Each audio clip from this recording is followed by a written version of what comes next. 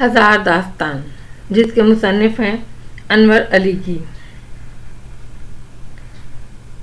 راولا نے بین بجانی بند کی تو شاہ بابا نے اپنی بین منہ سے لگا لی۔ اس کی بین شروع کرتے ہی راولا نے اپنی بین گود میں رکھ لی اور گیان دھیان میں مصروف ہو گیا۔ شہورا نے اپنا عمل جاری رکھا۔ جب اس نے بین بجانی بند کی تو یوں لگا جیسے وقت تھم گیا ہو، ہر طرف خاموشی چھا گئی تھی۔ اب شاہ بابا نے بھی اپنی بین گود میں رکھ لی اور یوگا کے انداز میں بیٹھ کر آنکھیں بند کر لیں اور کچھ پڑھنے میں مصروف ہو گیا۔ تھوڑی دیر کے بعد شاہ بابا نے پڑھتے پڑھتے آنکھیں بند کی اور اپنا ہاتھ سیدھا اوپر اٹھایا اور بولا شل۔ اس کی آواز سن کر شہورا اور راولا نے کہا شل شل۔ کوئی 1 گھنٹے تک یہ عمل جاری رہا۔ بنگلے کے لان پر وقفے وقفے سے شل شل کی آوازیں گونجتی رہیں، پھر خاموشی چھا گئی۔ کچھ دیر کے بعد شاہ بابا بولا چل رہی شہورا، الاپ لگا۔ اچھا بابا، لگاتی ہوں۔ شہورا نے یہ کہہ کر اپنی گود میں رکھی بین اٹھائی اور بجانے لگی۔ یہ عمل رات کے 9 بجے تک جاری رہا، مگر اس عمل کا کوئی رد عمل ظاہر نہیں ہوا۔ کمال رائے نے دلدار کو بھیج کر کھانے کا پوچھوایا، لیکن شاہ بابا نے منع کر دیا۔ اس نے کہا ہم حصار میں بیٹھے ہیں، جب تک یہاں بیٹھے ہیں اس وقت تک کچھ نہیں کھائیں گے۔ آرزو کھانا کھانے کے بعد اپنے کمرے میں آئی تو ٹیلی فون کی گھنٹی بج رہی تھی۔ اس نے ریسیور اٹھانے سے پہلے پردہ کھسکا کر باہر جھانکا۔ وہ تینوں اپنے گیان دھیان میں مصروف تھے۔ شاہ بابا بین بجا رہا تھا اور شہورا اور راولا آنکھیں بند کیے کچھ پڑھنے میں مصروف تھے۔ آرزو نے فوراً پردہ برابر کیا اور دوڑتی ہوئی ٹیلی فون کے پاس پہنچی۔ جلدی سے ریسیور اٹھایا اور بڑے مترنم لہجے میں بولی ہیلو۔ ہیلو کی بچی، تو ہے کہاں؟ ادھر سے مہرو کی شکوہ بھری آواز سنائی دی۔ اوہ مہرو، یہ تم ہو؟ بھائی میں تو گھر پر ہوں، اتنی دیر سے فون کر رہی ہوں، اٹھاتی کیوں نہیں؟ میں دراصل کمرے میں نہیں تھی، بابا کے پاس تھی، پھر کھانا کھانے بیٹھ گئی، کھانا کھا کر ابھی کمرے میں گھسی ہوں۔ تم دوسرے نمبر پر رنگ کر لیتی۔ نہیں، میں نے نہیں کیا، سوچا جب تو کمرے میں ہوگی تبھی بات کروں گی۔ کوئی خاص بات ہے؟ آرزو نے پوچھا۔ نہیں، کوئی خاص نہیں، ایسے ہی گپ شپ کرنے کو جی چاہ رہا تھا۔ نہیں مہرو، کوئی خاص بات ضرور ہے، ورنہ تو میرے کمرے میں آنے کا انتظار نہ کرتی، آرزو نے ہنستے ہوئے کہا۔ آرزو، میں پریشان ہوں، بالآخر مہرو کو بتانا پڑا۔ خیریت؟ آرزو نے پوچھا۔ ہاں ویسے تو خیریت ہے، بس پتہ نہیں کیوں دل ڈر رہا ہے، یوں محسوس ہوتا ہے جیسے کچھ ہونے والا ہے۔ مہرو کی خوفزدہ آواز سنائی دی۔ میرا اغوا ہو گیا، مجھے مارنے کی کوشش کی گئی، لیکن مجھے مارنے والا خود ہی قتل ہو گیا۔ اب اس سے زیادہ کیا ہوگا؟ اب تو کس بات سے ڈر رہی ہے؟ آرزو نے پوچھا۔ میں نے ایک خواب دیکھا، اس نے انکشاف کیا۔ تیری عمر ہی خواب دیکھنے کی ہے، ایک کیا 1000 خواب دیکھ۔ آرزو ہنس کر بولی۔ میں مذاق کے موڈ میں نہیں ہوں۔ اچھا چل، میں سیریس ہو گئی، اب تو اپنا خواب بتا، تو نے کیا دیکھا؟ آرزو، میں نے اپنے بھائی کو خواب میں بھیک مانگتے ہوئے دیکھا۔ مہرو پریشان ہو کر بولی۔ اس کا مطلب ہے تیرے بھائی کے پاس زبردست پیسے آنے والے ہیں، کیونکہ خواب کی تعبیر ہمیشہ الٹی ہوتی ہے، آرزو نے شرارت بھرے آمیز لہجے میں کہا۔ وہ نہ صرف بھیک مانگ رہا ہے بلکہ اندھا بھی ہے۔ مہرو سنجیدہ تھی۔ تو پریشان کیوں ہوتی ہے؟ محض ایک خواب ہے اور ایسے خواب ہمیشہ بدہضمی کی وجہ سے نظر آتے ہیں۔ آرزو مسئلے کو سنجیدہ سے لینے کے لیے تیار نہ تھی، وہ بدستور مذاق کر رہی تھی۔ آرزو، تو مذاق کے موڈ میں ہے، لیکن جب سے میں نے یہ خواب دیکھا ہے ہول رہی ہوں، جانے کیوں محسوس ہوتا ہے کہیں ایسا سچ نہ ہو جائے۔ اللہ نہ کرے، آرزو کے منہ سے بے اختیار نکلا۔ یہ کیسی بات کر رہی ہے تو؟ میں ٹھیک کہہ رہی ہوں، ایسا ہی ہوگا، کوئی اچانک بولا۔ آرزو نے گھبرا کر دروازے کی طرف دیکھا، وہاں کوئی نہیں تھا۔ اس آواز کے ساتھ خوشبو پھیل گئی تھی اور وہ پردے سے پھسل کر قالین پر آیا تھا جب اس کے بائیں طرف سیاہ لباس میں کھڑا تھا۔ خوشبو محسوس کر کے آرزو نے دائیں جانب دیکھا، وہ اسے دیکھ کر سہم گئی۔ اب اس نے جان لیا یہ بات کس نے کہی، اور کیسے کہی۔ وہ ہمیشہ کی طرح اس کے دماغ میں بولا تھا اور اس نے جو کچھ کہا تھا وہ ایک خطرناک بات تھی۔ اس نے مہرو کے خواب کے سچے ہونے پر مہر ثابت کر دی تھی۔ میرا دل ڈر رہا ہے، اسی لیے میں تجھ سے اکیلے میں بات کرنے کے لیے بے چین تھی۔ مہرو اپنی بات کہہ رہی تھی، اسے پتہ نہ تھا آرزو کے پاس اب کون پہنچ چکا ہے۔ فون بند کر دو، اچانک اس کے دماغ میں حکم گونجا۔ اچھا مہرو، تو پریشان نہ ہو، میں تجھ سے پھر بات کروں گی۔ یہ کہہ کر آرزو نے فوراً ریسیور رکھا، مہرو کے جواب کا انتظار بھی نہ کیا۔ یہ کیا تماشا ہے؟ اس کے دماغ میں آواز گونجی۔ کون سا تماشا؟ آرزو نے بغیر ہونٹ ہلائے دل ہی دل میں سوال کیا۔ یہ لوگ جو باہر بیٹھے ہیں اور بین بجائے جاتے ہیں، ان کا کیا خیال ہے؟ یہ مجھے اپنی گرفت میں لے لیں گے؟ یہ بے وقوف لوگ ہیں، انہیں ابھی میری طاقت کا اندازہ نہیں ہے۔ مجھے کچھ نہیں معلوم۔ پھر ان سے کہو یہ یہاں سے چلے جائیں، اگر نہ گئے تو صبح تک ان میں سے کوئی میرے ہاتھوں مارا جائے گا۔ اس نے دھمکی دی۔ ہو سکتا ہے سارے ہی مارے جائیں۔ ایسا نہ کرنا، آرزو نے التجا آمیز انداز میں کہا۔ پھر ان سے کہو چلے جائیں۔ حکم ہوا۔ یہ تمہیں لیے بغیر یہاں سے نہیں جائیں گے، آرزو نے ہمت کر کے کہا۔ یہ میرا کچھ نہیں بگاڑ سکتے، مجھے ڈر ہے کہیں یہ سارے کے سارے مارے نہ جائیں۔ تم نے ستارہ کو کیوں کاٹا؟ آرزو نے شکوہ کیا۔ میں نے کاٹا کب؟ اگر کاٹ لیتا وہ چند لمحوں میں چل بستی۔ میں نے تو محض اسے ڈانٹا تھا، ایک ہلکی سی تنبیہ کی تھی، ایک پھنکار ماری تھی۔ آخر کیوں؟ وہ ہمارے درمیان جو آ گئی تھی، اس کی آواز گونجی۔ وہ ملازمہ سے تمہاری سہیلی ہے، اس لیے میں نے اسے چھوڑ دیا۔ تمہارا بڑا شکریہ کہ تم میرے لوگوں کا اتنا خیال رکھتے ہو۔ آرزو کے لہجے میں طنز تھا۔ تمہارے لیے میری جان بھی حاضر ہے۔ ایک بات کہوں، مانو گے؟ ہاں کہو، ماننے والی ہوگی تو ضرور مانوں گا۔ مجھے چھوڑ دو، آرزو نے التجا کی۔ ایسا نہ کہو، تمہارے لیے میں نے بغاوت کی ہے، پرمان کی حکم عدولی کی ہے، اپنی دنیا چھوڑ دی ہے۔ بہتر ہوگا اپنی دنیا میں لوٹ جاؤ۔ لوٹ جاؤں گا لیکن اکیلا نہیں، تمہیں ساتھ لے کر جاؤں گا۔ میرا تمہارا کیا ساتھ؟ مجھے تمہارے ساتھ سے نقصان پہنچ رہا ہے، میرے اعصاب کمزور ہو رہے ہیں، میں اندر سے ٹوٹ رہی ہوں۔ مجھے ڈر ہے کہیں اپنے آپ سے بیگانہ نہ ہو جاؤں، پاگل نہ ہو جاؤں، اور تم نے مجھے پاگل بنا رکھا ہے۔ وہ ادھر سے شکوہ ہوا۔ اس میں میرا بھی قصور نہیں، تمہیں پرمان نے میرے لیے منتخب کیا، مجھے تمہاری آس دلائی، اب میں تمہیں کیسے چھوڑ سکتا ہوں؟ تمہیں میری دنیا سے نکال لیا گیا، لیکن تمہیں میرے دل سے نہیں نکالا جا سکتا۔ اس نے دو ٹوک انداز میں کہا۔ میں تمہیں نہیں چھوڑ سکتا۔ مجھ سے بہت محبت کرتے ہو؟ سوال ہوا۔ ہاں بہت، بلا جھجک جواب آیا۔ اب کیا چاہتے ہو؟ میں تمہیں اپنے ساتھ لے جانا چاہتا ہوں۔ میں پرمان سے جا کر کہوں گا کہ تو نے اسے کھو دیا تھا، لیکن میں اسے ڈھونڈ لایا ہوں۔ اگر پرمان نے میرا قصور معاف کر دیا، اور وہ میرا قصور ضرور معاف کر دے گا، پھر تم ہمیشہ ہمیشہ کے لیے میری ہو جاؤ گی۔ یہ کہہ کر اچانک اس نے اپنا سر جھکایا، یوں لگا جیسے گز کر کے ہو۔ وہ مجھے کیا ہو رہا ہے؟ وہ جیسے آپ سے بولا۔ کیا ہوا؟ یہ لوگ نہیں مان رہے، مجھ پر اپنا جال پھینک رہے ہیں، اس نے بتایا۔ کون لوگ؟ آرزو نے پوچھا۔ یہی بین والے، انہیں میری طاقت کا اندازہ نہیں، خام خام مارے جائیں گے۔ یہ کہتے کہتے وہ زمین کی طرف جھکتا چلا گیا اور قالین پر بیٹھ گیا۔ یوں محسوس ہوا جیسے اسے کسی نے زبردستی پکڑ کر بٹھایا ہو۔ باہر سے بین بجانے کی آواز مسلسل آ رہی تھی اور اب وہ بیٹھا مسلسل جھوم رہا تھا۔ یوں محسوس ہو رہا تھا جیسے بین کی آواز اسے اپنی گرفت میں لے رہی ہو۔ پھر وہ بیٹھے بیٹھے اپنے اصلی روپ میں آ گیا۔ اب وہ لہراتا ہوا کھڑکی کی طرف بڑھ رہا تھا۔ اس کے سر پر رکھا ہوا پتھر جگمگا رہا تھا۔ آرزو نے اسے جھک کر دیکھا تو وہ اسے پردے کے پیچھے غائب ہوتا دکھائی دیا۔ آرزو فوراً اٹھ کر کھڑی ہوئی۔ اب وہ خود کو ہلکا پھلکا محسوس کر رہی تھی۔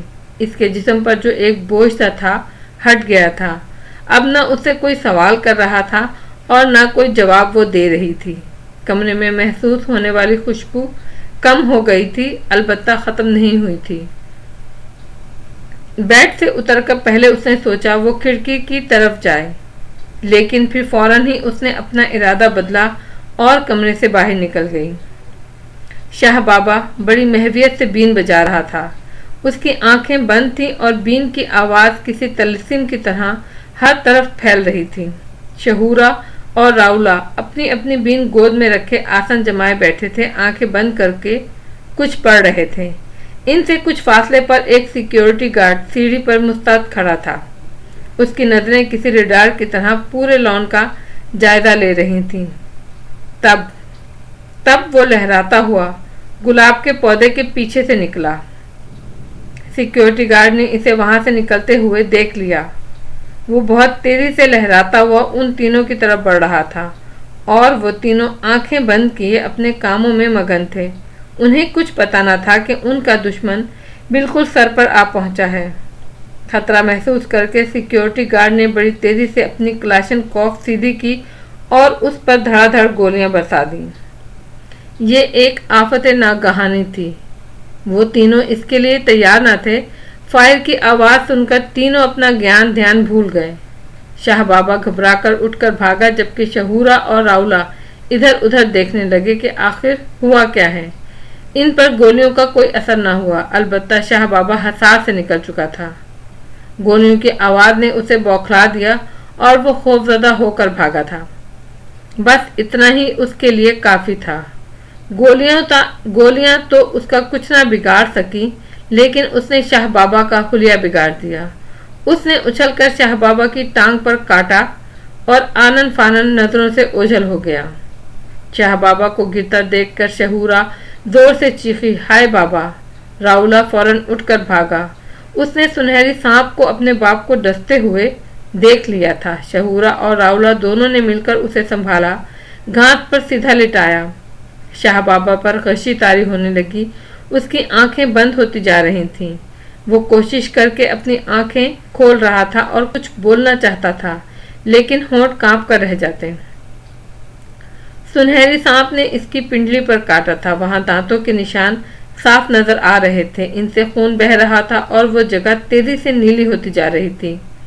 راولا نے جلدی سے جھولی سے ایک ڈوری نکال کر اس کے پاس کا انگوٹھا کس دیا، پھر اس نے چاقو کی نوک سے اس زخم کو اور گہرا کیا۔ شہورا نے اس زخم پر اپنا منہ رکھا اور شاہ بابا کے جسم میں پھیلنے والے زہر کو چوسنے لگی۔ وہ جلدی منہ ہٹا کر تھوکتی جاتی تھی۔ کچھ دیر کے بعد راولا نے اسے زہر چوسنے سے منع کیا اور ایک پتھر اس کی پنڈلی پر رکھ دیا۔ اس پتھر کو اپنے ہاتھ سے دبا لیا۔ گولیوں کی آواز نے سب کو چونکا دیا تھا۔ سب سے پہلے تو گیٹ پر موجود دوسرا سیکیورٹی گارڈ بنگلے کے پچھلے حصے کی طرف بھاگتا ہوا آیا۔ اس نے لاؤن میں پہنچ کر دیکھا کہ بوڑھا سپیرا زمین پر گرا ہے۔ سیکیورٹی گارڈ نے سمجھا گولی بوڑھے کو لگی ہے۔ اس نے موقع پر موجود دوسرے گارڈ سے حال دریافت کیا، جو اپنی کلاشن کوف کے ساتھ مستعد کھڑا تھا۔ اس کی آنکھوں میں حیرت تھی، گولیاں لگنے کے باوجود سانپ کی صحت پر کوئی اثر نہیں ہوا۔ بس وہ ذرا سا اچھل کر پیچھے ہوا اور پھر اس نے آگے بڑھ کر اس بوڑھے سپیرے کی پنڈلی پر کاٹ لیا، اور اس کے بعد وہ کچھ اس طرح غائب ہوا کہ پتہ ہی نہ چلا کدھر کو گیا۔ کمال رائے بھی موقع واردات پر پہنچ چکا تھا۔ آرزو بھی اپنے کمرے سے نکل آئی۔ گھر کے دوسرے مکین بھی وہاں پہنچ چکے تھے اور ایک دوسرے کو حال احوال بتا رہے تھے۔ راولا ابھی تک زخم پر پتھر رکھے ہوئے تھا اور شہورا اپنے بابا کا چہرہ پکڑے زور زور سے پکار رہی تھی، بابا اٹھو، آنکھیں کھولو۔ راولا کچھ دیر کے بعد پتھر اٹھا لیا۔ اس کا رنگ بدل چکا تھا، وہ گلابی سے کالا ہو گیا۔ اس نے پتھر شہورا کی طرف بڑھاتے ہوئے کہا، شہورا اسے زمین میں دفنا دے۔ شہورا نے زہر مورا اپنے ہاتھ سے لے کر اسے گھما پھرا کر غور سے دیکھا اور پھر اس کو گلاب کے پودے کے نیچے اس جگہ جہاں پہلا زہریلا موہرا دبایا تھا اور وہ غائب ہو گیا تھا وہیں پر دبا دیا اور اپنے ہاتھوں سے مٹی جھاڑتی ہوئی واپس آئی۔ راولا شاہ بابا کے سرہانے بیٹھا اس کے چہرے کو غور سے دیکھ رہا تھا۔ شاہ بابا کی آنکھیں بدستور بند تھیں اور تھوڑا سا منہ کھلا ہوا تھا، یوں محسوس ہو رہا تھا جیسے وہ گہری نیند सो रहा हो। राउला ने इसका चेहरा तेजी से इधर उधर हिलाया और आवाजें दी, बाबा बाबा। मगर शाह बाबा ने आंखें न खोली। इसके चेहरे पर पानी डालो। कमाल राय ने अपनी राय दी, जो कुछ फासले पर खड़ा ये सारा तमाशा बड़ी खामोशी से देख रहा था। दिलदार ने एक जग में पानी भी ला कर दिया। शहूरा ने जग लेकर अपने हाथ में पानी निकाला और शाह बाबा के मुंह पर छींटे मारे, मगर उस पर कोई असर न हुआ। वो यूं ही आंखें बंद किए बेहिस्सो हरकत पड़ा रहा। अब रावला के चेहरे पर फिक्रमंदी के गहरे बादल छा गए। रावला ने शहूरा की तरफ सवालिया नजरों से देखा और बोला, क्या करें, बाबा का सख्ता टूटता ही नहीं। रावला, अब शाहनाग को यहाँ लाना होगा। शहूरा ने मशवरा दिया। हाँ, मैं भी यही सोच रहा हूँ। चल फिर बस्ती में जाऊँ। मैं जाऊँ? हाँ, जल्दी कर। शहूरा बोली। कहाँ जाना है मुझे बताओ। कमाल राय ने मुदाखलत की। समनगोट। ठीक है, तुम लाल मोहम्मद के साथ गाड़ी में चले जाओ। ये कहकर कमाल राय ने पास खड़े लाल मोहम्मद को हिदायत की, जाओ इसे अपने साथ ले जाओ। चंद लम्हों में रावला मोहम्मद लाल के साथ गाड़ी में बैठकर सुमनगोट की तरफ चल पड़ा। क्योंकि शहूरा अपने बाप के पास बैठी थी और उसके चेहरे पर अफसुर्दगी छाई हुई थी। फिर अचानक उसने अपनी गर्दन घुमाई और आरजू के चेहरे पर अपनी नजरें गाड़ दी। इन नजरों में जानी ऐसी क्या बात थी कि कमाल राय ने पास खड़ी अपनी बेटी का हाथ मजबूती से पकड़ लिया। शहूरा की आंखों में एक खास चमक थी, ऐसी चमक जैसे उसने कुछ पा लिया हो। फिर वो एकदम उठी और आरजू की तरफ बढ़ी। कमाल राय ने अपनी बेटी को खींचकर अपने पीछे कर लिया, जाने किस चीज से डर गया। शहूरा कमाल राय के नजदीक पहुंचकर रुक गई। उसने अपनी काली चमकीली आंखों से कमाल राय को देखा। उसकी आंखों में कोई ऐसी बात थी कि वो उसकी नजरों की ताब न ला सका। उसकी आंखें झुक गईं। साहब, मेरे बाबा मर रहा है, इसे बचा लें। शहूरा ने अपने दोनों हाथ जोड़कर इल्तिजा की। मैंने तुम्हारे भाई को सुमनगोट भेज तो दिया है। कमाल राय ने उसे तसल्ली दी।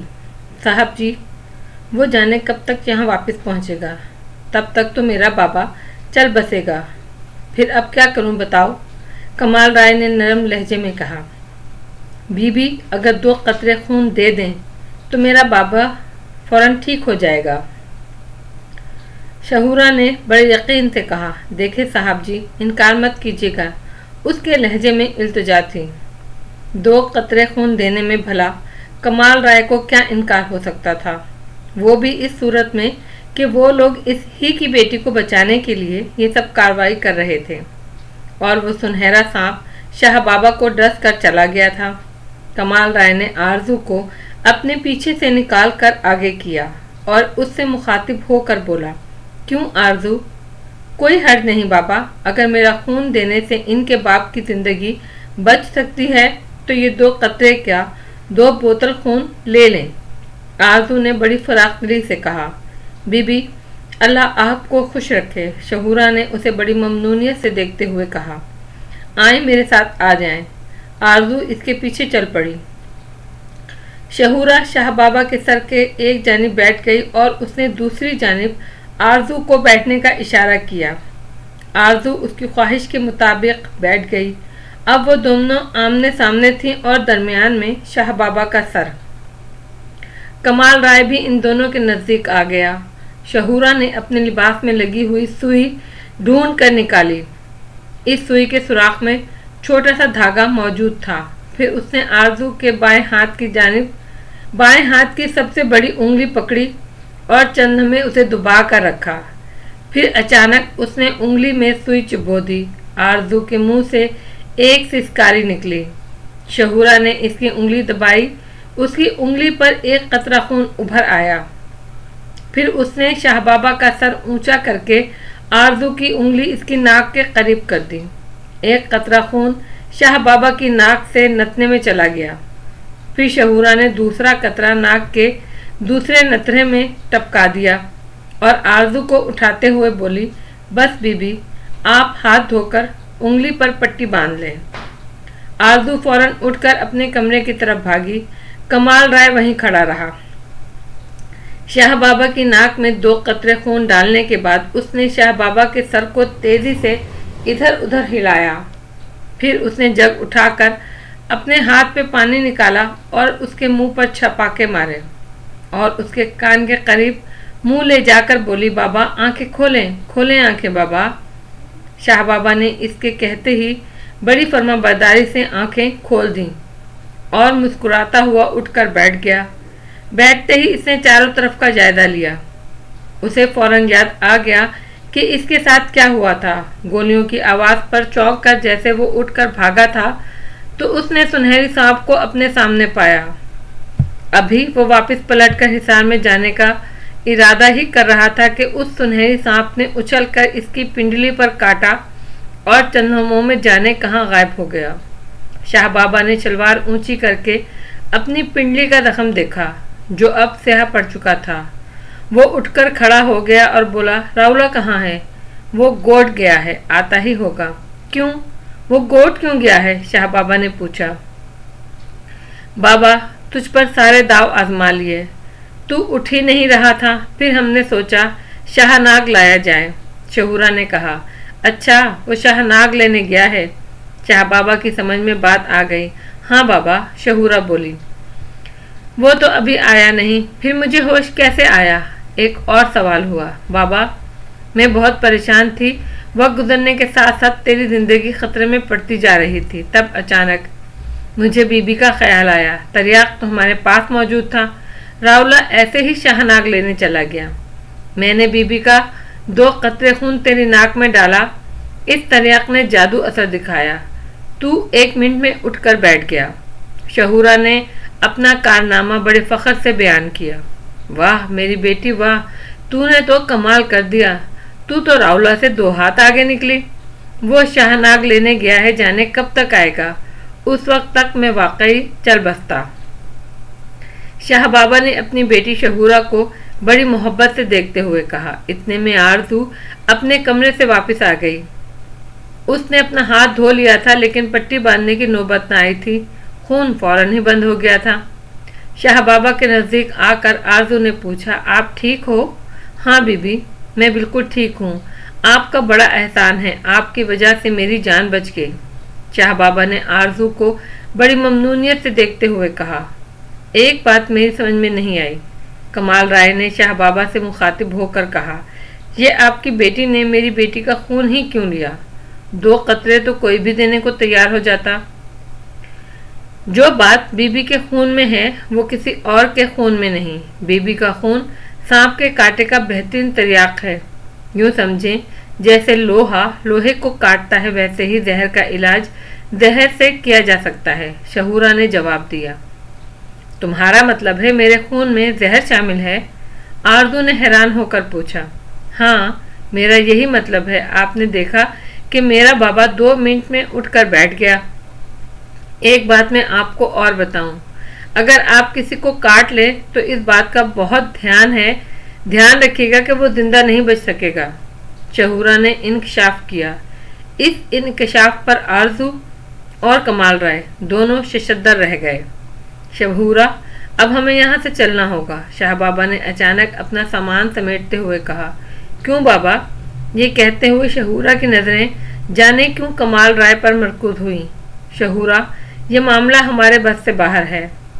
मैंने उसे देखा है, वो जाने क्या चीज़ है। मेरी इतनी उम्र हो गई, बड़े बड़े सांपों को काबू में किया, गुलाम बनाया, लेकिन ऐसा सांप मैंने कभी नहीं देखा। वो छलावा है, छलावा, उस पर नज़र नहीं टिकती। शाह बाबा ने उसे समझाया। ठीक है चलते हैं बाबा, राउला तो आ जाए। शहूरा ने कहा। वो इतनी जल्दी नहीं आएगा, हम इसकी झोली ले चलते हैं, वो खुद ही गोड वापस पहुंच जाएगा। शाह बाबा बोला। आप लोग रुक जाएं, अपने बेटे को वापस आने दें। वो मेरी गाड़ी में गया है, वापस आ जाए तो मैं गाड़ी में ही आप लोगों को गोड तक छुड़वा दूंगा। रात का वक्त है, अब किस तरह आप लोग गोड जाएंगे? कमाल राय ने शाह बाबा को समझाने की कोशिश की। बाबा साहब जी ठीक कह रहे हैं। शाह बाबा से पहले शहूरा बात को समझ गई। शाह बाबा ने कोई जवाब नहीं दिया। वो अपनी बेटी को गौर से देखने लगा। लाल मोहम्मद खासी ताखीर से बंगले वापस पहुंचा। वो इतनी देर से आया कि शाह बाबा ने बेचैन होकर कई बार वापसी का कसद किया, لیکن کمال رائے اور شہورا نے تھوڑی دیر اور انتظار کرنے کا کہہ کر اس کو ہر مرتبہ روک لیا۔ لال محمد واپس آیا تو اس کی اپنی حالت خراب تھی۔ وہ اکیلا ہی واپس آیا تھا، اس پر اچھی خاصی گھبراہٹ طاری تھی۔ سمن گوٹ 12 میل کی مسافت پر واقع تھا۔ 2-3 میل کا راستہ خراب بھی تھا، کچی سڑک اور جگہ جگہ گڑھے پڑے ہوئے تھے۔ پھر گاڑی کی گوٹ کے باہر ہی روکنا پڑتا تھا کیونکہ گوٹ کی گلیاں تنگ تھیں اور اس کا گھر کافی اندر جا کر تھا۔ راولا نے لال محمد کو اپنے ساتھ ہی لے لیا، اپنے مکان کا تالا کھول کر صحن کی لائٹ جلائی۔ اس کے بعد اس نے کمرے کے دروازے پہ لگی زنجیر کھولی اور دونوں کواڑوں کو زور سے دھکا دیا۔ وہ ایک چرچراہٹ کے ساتھ دیوار سے جا لگے۔ راولا نے ہاتھ بڑھا کر دیوار پر لگا بٹن آن کیا تو کمرے میں 40 وولٹ کے بلب کی روشنی پھیل گئی۔ لال محمد اس کے ساتھ ہی تھا۔ اس نے کمرے میں ایک عجیب بو محسوس کی۔ اس کمرے میں 2 چارپائیوں کے علاوہ زمین پر بہت سی پٹیاریاں رکھی ہوئی نظر آئیں، لیکن راولا ان پٹیاریوں کی طرف بڑھنے کے بجائے سامنے رکھی اس ٹوٹی ہوئی میز کی طرف بڑھا جس پر ایک لال کپڑا پڑا ہوا تھا۔ اس لال کپڑے کے نیچے کوئی گول سی چیز تھی۔ راولا نے اس لال کپڑے کو ہٹایا تو اس کے اندر سے ایک بہت بڑی پٹیاری نکلی۔ راولا نے اس پٹیاری کا تھوڑا سا ڈھکن اٹھا کر اندر جھانکا، بس اس کا پٹیاری کا ڈھکن اٹھانا ہی غضب ہو گیا۔ ان میں سے ایک سانپ بڑی تیزی سے نکلا، اس کی پیشانی پر پھن مارا۔ وہ ایک سنہرا سانپ تھا۔ لال محمد نے اس سانپ کو پٹیاری سے نکل کر میز کے پائے پر سرسراتے ہوئے دیکھا، بس اس کے بعد وہ نظر نہ آیا کہ کدھر گیا۔ سانپ کے کاٹتے ہی راولا ہائے بابا کہہ کر زمین پر گرا اور تڑپنے لگا۔ لال محمد اس آفت ناگہانی کے لیے تیار نہ تھا۔ وہ ایک دم گھبرا گیا، اس کی سمجھ میں نہ آیا کہ کیا کریں۔ وہ دروازے کے نزدیک تھا، آگے بڑھنے کی اس میں ہمت نہ تھی۔ وہ پٹیاری سے نکلا ہوا سانپ دیکھ چکا تھا اور بلا سوچے سمجھے باہر بھاگا۔ پھر اس نے پڑوس کا دروازہ کھٹکھٹایا۔ یہ پورا گوٹھ سپیروں کا تھا۔ یہ بات راولا اسے راستے میں بتا چکا تھا۔ جیسے ہی ایک شخص دروازے پر آیا، اس نے جلدی جلدی راولا کے ساتھ ہونے والا حادثہ بیان کیا۔ اس شخص نے گلی میں آ کر زور زور سے آوازیں نکالی اور دیکھتے ہی دیکھتے کئی مرد اپنے گھروں سے نکل آئے۔ وہ سارے مرد بڑی تیزی سے راولا کے گھر میں داخل ہوئے۔ ان کے پیچھے پیچھے لال محمد بھی تھا۔ راولا کی حالت غیر ہوتی جا رہی تھی۔ 2 بوڑھے بندوں نے فوراً اسے سنبھالنے کی کوشش کی۔ مشکل یہ تھی کہ اس سانپ نے راولا کی پیشانی پر وار کیا تھا۔ زہر بہت تیزی سے اس کے دماغ میں پھیل کر اس کے جسم کو مفلوج کرتا جا رہا تھا۔ راولا کے جسم میں شدید جھٹکے لگ رہے تھے۔ لوگ احتیاطی تدابیر کے طور پر جو کر سکتے تھے انہوں نے کیا، لیکن راولا کی زندگی ہی بس اتنی تھی۔ اس کے دن پورے ہو چکے تھے۔ اس کی ناک سے اچانک کالا خون نکلا اور وہ ٹھنڈا ہو گیا۔ اس کی موت کا یقین ہونے کے بعد بستی والوں نے لال محمد سے کہا وہ فوراً واپس جائے اور شاہ بابا کو اس حادثے کی اطلاع کرے۔ تب تک ہم اس کی تدفین کے انتظامات کرتے ہیں۔ راولا کی لاش بہت تیزی سے خراب ہو رہی تھی۔ وہ اسے زیادہ دیر نہیں رکھ سکتے تھے۔ لال محمد نے جو سمن گوٹ سے گاڑی اڑائی تو سیدھے بنگلے پر آ کر دم لیا۔ اس کے ہوش اڑے ہوئے تھے، چہرے پر زردی پھیلی ہوئی تھی۔ اس نے راولا کو جس انداز سے تڑپتے ہوئے دیکھا تھا، اسے دیکھ کر اس کی اپنی حالت غیر ہو رہی تھی۔ لال محمد کو اکیلا آتا دیکھ کر شاہ بابا کا ماتھا ٹھنک گیا۔ وہ گھبرا کر بولا، راولا کہاں ہے؟ وہ اس بات کا کیا جواب دیتا؟ وہ گمسم کھڑا تھا، اس کی سمجھ میں کچھ نہیں آ رہا تھا، کیسے بات شروع کرے۔ بوڑھے باپ کو اس کے بیٹے کی جوان موت کے بارے میں کیسے مطلع کرے۔ تب کمال رائے اس کے نزدیک آیا اور لال محمد کی طرف سوالیہ نظروں سے دیکھتے ہوئے دھیرے سے بولا، کوئی گڑبڑ ہو گئی ہے کیا؟ شاہ بابا کا بیٹا چل بسا، اسے سانپ نے ڈس لیا۔ لال محمد اپنے مالک کے استفسار پر چپ نہیں رہ سکتا تھا، اسے بولنا پڑا، اور یہ بات اس نے اتنے زور سے کہی کہ ان دونوں نے بھی سن لی۔ بس پھر کیا تھا؟ شہورا جو راولا کی جھولی سمیٹ رہی تھی، سامان وہیں چھوڑ کر لال محمد کے پاس آئی اور جذباتی انداز میں بولی، کیا کہا تم نے؟ میرا بھائی مر گیا؟ اس خبر نے چند لمحوں کے لیے شاہ بابا پر سکتہ طاری کر دیا۔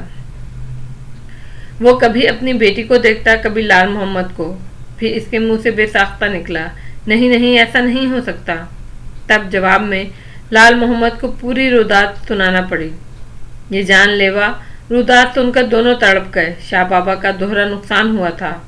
उसका बेटा जान से गया ही था। वो सुनहरी सांप, इसका सबसे कीमती सांप शाहनाग, जिसे रावला लेने गया था, टुकड़े कर गया था। शाह बाबा के दिल के टुकड़े। उसकी आंखों से बेइख्तियार आंसू निकल गए। शहूरा ने यह किस्सा बहुत हिम्मत से सुना। फिर उसने अपने बाप का सीधा हाथ पकड़ा और उसे अपने सर पर रखा। इसके इस अमल पर शाह बाबा के मुंह से बेइख्तियार निकला, नहीं शहूरा नहीं।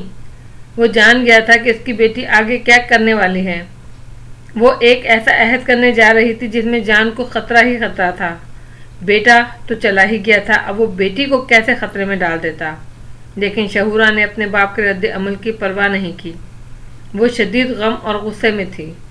उसने बाप का सीधा हाथ सर पर रखकर कहा, बाबा मुझे तेरी कसम है, अब ये नाग नहीं या मैं नहीं, मैं शोम का अमल करके रहूंगी।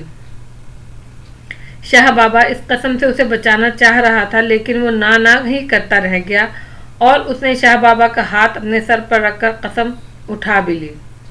उसने कसम भी बड़ी ही खतरनाक खाई। शोम एक ऐसा अमल था जिसे करते हुए बड़े बड़े सपेरे घबराते थे। इसमें हर लम्हे जान का खतरा था, लेकिन इस अमल के पूरे होने के बाद बड़े से बड़ा नाग भी केचुआ बन जाता था। फिर वो दोनों अपना सामान समेट कर चलने लगे। जाते हुए शहूरा ने आरजू से कहा, फिक्र मत करना बीबी, मैं एक मर्तबा फिर आऊंगी। अब ये सांप नहीं या मैं नहीं, मैं इसे अपने साथ लेकर ही जाऊंगी। आरजू उसका ये अज़म सुनकर अंदर ही अंदर लरज़ गई। वो इस लड़ाई का अंजाम जानती थी। रंतारू को ज़ेर करना आसान न था। शहूरा की जिंदगी उसे साफ खतरे में नजर आ रही थी। शहूरा उसे आरजू को एक लाशौरी तौर पर लगाव महसूस हुआ था। वैसे भी वो तयूब की हूबहू तस्वीर थी। ये और बात है कि तयूब का किरदार कुछ और था जिससे आरजू वाकिफ न थी, और शहूरा का अंदाज कुछ और था जिससे आरजू धीरे धीरे वाकिफ हो रही थी। ये ठीक है कि इसने अपने भाई की मौत का इंतकाम लेने के लिए कसम खाई थी, लेकिन रंतारू की मौत से आरजू को भी फायदा होता। वो सुनहरी सांप जो उसकी जिंदगी के लिए अजाब बना हुआ था, उससे छुटकारा मिल जाता। कमाल राय ने लाल मोहम्मद को हुक्म दिया कि वह इन दोनों को छोड़कर आए। उसने चलते हुए शाह बाबा को कुछ पैसे देने की कोशिश की तो उसने लेने से साफ इनकार किया। उसने कहा, सांप के कांटे का इलाज या सांप पकड़ने का काम, हम इसका कुछ नहीं लेते। फिर उसने पैसे लाल मोहम्मद को दे दिए और हिदायत की कि गोट पहुंचकर खुफिया तौर पर ये पैसे शाह बाबा के किसी रिश्तेदार के हवाले कर दे। जब शहूरा गाड़ी में बैठने लगी तो बैठते बैठते रुक गई। चंद कदम के फासले पर खड़ा कमाल राय उसको देख रहा था। वो उसकी तरफ बढ़ी और धीरे से बोली, अच्छा साहब जी, मैं चलती हूँ। ये कहते कहते उसकी आंखों में आंसू भर आए। जाने इस जुमले में क्या बात थी कि कमाल राय के दिल पर एक चोट पड़ी। उसके दिल में बेपनाह दुख का एहसास जागा। उसे यूं लगा जैसे उसकी मताए जिंदगी उससे रुखसत होने की इजाज़त तलब कर रही हो। उसकी आंखों में आंसू देखकर बेइख्तियार उसका जी चाहा उसे अपने हाथ से इसके आंसू पोंछ देने चाहिए, लेकिन वो सिर्फ सोचता ही रहा।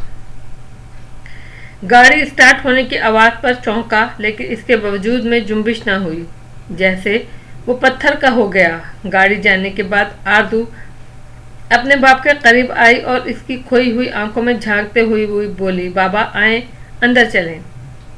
आरजू की आवाज़ सुनकर उसे जैसे होश आ गया। उसने मुस्कुराने की कोशिश करते हुए एक सर्द आह भरी और आरजू के कांधे पर हाथ रखता हुआ बोला, आओ बेटा।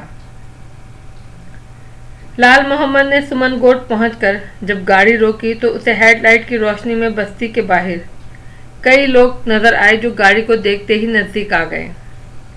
आधी से ज्यादा रात बीत चुकी थी। बस्ती के लोगों ने तदफीन के सारे इंतजाम कर लिए थे। रावला की लाश बहुत तेजी से गल रही थी। उसे बड़ी मुश्किल से गुस्ल दिया गया और उसे कफन पहनाया जा चुका था, लेकिन कफन पर जगह जगह काले धब्बे नुमायां हो रहे थे। शाह बाबा के आते ही उसे अपने बेटे का आखिरी दीदार कराया गया। अगरचे बस्ती के कुछ बुजुर्ग चाहते थे कि शाह बाबा को रावला की शक्ल ना दिखाई जाए, क्योंकि उसका चेहरा बिगड़ चुका था। उसका चेहरा देखकर मजीद दुख पड़ता। لیکن شاہ بابا نہ مانا۔ اس نے اپنے بیٹے کی بگڑی ہوئی شکل اپنی دھندلائی ہوئی آنکھوں سے دیکھی اور پھر گھر کے ایک کونے میں منہ پھیر کر سسک کر رونے لگا۔ شہورا نے بھی اپنے بھائی کا چہرہ بغور دیکھا اور اس کے سر پر ہاتھ رکھ کر تجدید عہد کی، اور پھر وہ بھی گھر کے دوسرے کونے میں جا کھڑی ہوئی اور چیخیں مار مار کر رونے لگی۔ بستی کے بڑے بوڑھوں نے شاہ بابا کو سنبھالا اور بوڑھیوں نے شہورا کو تسلی دی۔ راولا کی موت کے 7ویں دن شہورا صبح تڑکے ہی گھر سے نکلی۔ گھر سے قدم باہر نکالنے سے پہلے اس نے اپنے باپ کا سیدھا ہاتھ اپنے سر پر رکھا اور اس سے جانے کی اجازت طلب کی۔ شاہ بابا نے نہ چاہتے ہوئے بھی اسے جانے کی اجازت دے دی۔ وہ جانتا تھا کہ شہورا کس راستے پر جا رہی ہے۔ دروازے تک اسے چھوڑنے آیا اور اس کے دروازے سے نکلتے ہی وہ اپنے آنسوؤں پر قابو نہ پا سکا۔ بیٹا تو جا ہی چکا ہے، اب بیٹی نے بھی رخصت لے لی تھی، کون جانے وہ زندہ واپس آئے یا نہ آئے۔ شہورا بھی جانتی تھی کہ اس نے ایک پرخطر راستے پر قدم رکھ دیا ہے۔ شوم کا عمل کوئی آسان کام نہ تھا۔ اس عمل کو کرتے ہوئے بڑے بڑے سپیرے گھبراتے تھے، لیکن اس میں جانے کہاں سے اتنی ہمت آ گئی تھی۔ ایک تو اسے اپنے بھائی سے بہت محبت تھی، اور پھر جس انداز میں راولا کی موت ہوئی تھی وہ اس کے لیے ایک چیلنج بن گئی تھی۔ اس کے علاوہ اس نے آرزو کو جس حال میں پایا تھا اسے دیکھ کر اس کا دل دکھ گیا تھا۔ اس سے ہمدردی بھی ہو گئی تھی۔ وہ اس معصوم لڑکی کو اس موذی کے چنگل سے نکال لینا چاہتی تھی۔ اور پھر اس لڑکی کا باپ، جانے اس میں کیا بات تھی کہ وہ اس کے دل کے مقفل دروازوں کو کھولتا ہوا اندر گھسا چلا آتا تھا۔ شہورا بستی کی عام عورتوں کی طرح نہ تھی۔ اس عمر میں بستی کی عورتیں 5-5 6-6 بچوں کی مائیں بن کر چولہا جھونک رہی تھیں، لیکن شہورا کی عمر 35 سال سے کم نہ تھی۔ اس کی آدھی زندگی بیت چکی تھی، لیکن اس نے ابھی تک شادی نہ کی تھی۔ ایسا نہیں تھا کہ شہورا کے لیے بستی میں یا بستی سے باہر رشتے نہ ہوں۔ وہ ایک پرکشش عورت تھی۔ نوجوانی میں یہ حسن اور قیامت خیز تھا۔ بستی کے جوان اس کے آگے پیچھے گھومتے تھے، لیکن شہورا کو شادی سے دلچسپی نہ تھی۔ راولا اس سے 1 سال بڑا تھا، اسے بھی شادی سے دلچسپی نہ تھی۔ بڑی مشکل سے اس نے شادی کی تھی، لیکن راولا کی بیوی اس سے وفا نہ کر سکی۔